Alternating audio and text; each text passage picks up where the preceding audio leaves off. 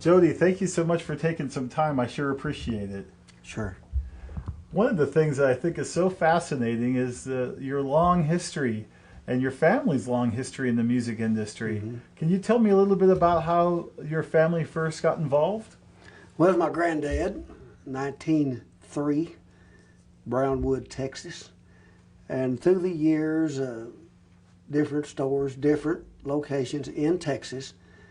And with his sons, which is my dad was one of them, and then his brothers, then my sons, and my brothers.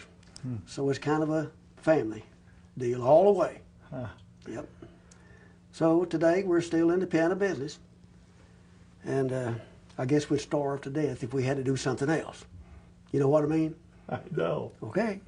What was your grandfather's name? Newton Lafayette McBrayer, N.L. McBrayer.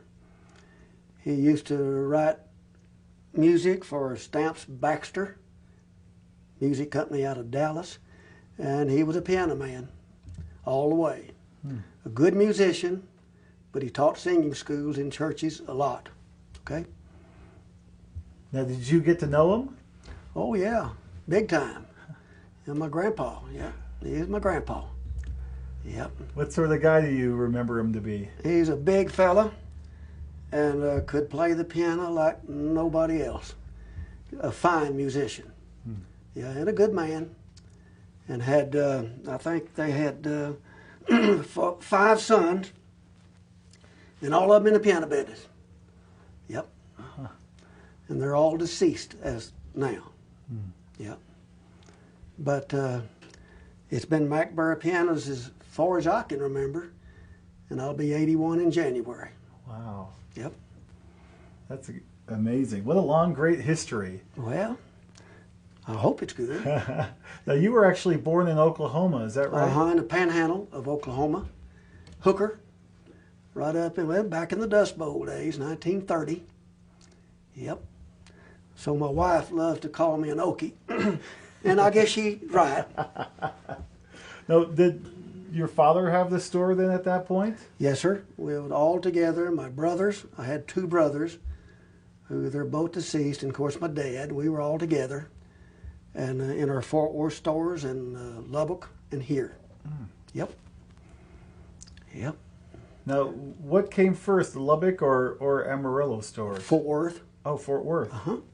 Fort Worth stores, and then Lubbock, and then Amarillo. Okay. Yep. You were telling me something very interesting that I thought would be neat to share, and that's about the history of your store and Yamaha. Yeah, Yamaha came to me in, I believe it was 1961 or 2, and wanted me as a dealer in Fort Worth, and they even offered me the motorcycle franchise, which I'm not a motorcycle man, but I did take the piano, and it's a very fine piano. We handled it for years until I came here, and it wasn't available in the Amarillo area. So we handled Baldwin for 40 some odd years until they went downhill, big time. So you were the first Yamaha dealer in Texas? I'm sure one of the very first, because you just didn't hear of Yamaha, you know, didn't nobody have it. So it just, that's the way it was. And I'd like to have it today, but it's not available where I am. Yeah. So to back up just a little bit, what was it like growing up in the music industry? What are some of your early memories? Well, my earlier memories was my dad and I, with our own truck and trailers, transporting our new and used pianos from up east back to the panhandle of Texas. And we'd drive our trucks, move from 40 to 50 pianos at one time back here to the Texas panhandle. Yep. Long drives. I bet. Yep. That sounds like a lot of work. Well, it was, but when you're young, you don't mind it. It'd be pretty tough today at my age, but it was fun. I loved it. Loved being with my dad. Yep, it was good.